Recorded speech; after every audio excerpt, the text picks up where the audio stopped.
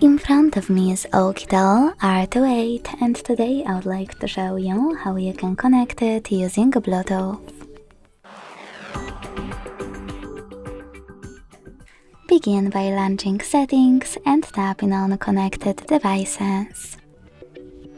Then select Pair New Device and wait for available ones to show up.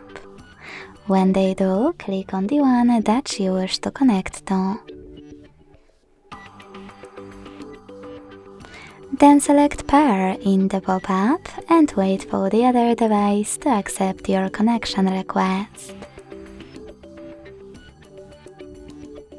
As you can see, my devices were successfully connected. Thanks so much for watching. If you enjoyed this video, leave a like, comment and subscribe. Bye!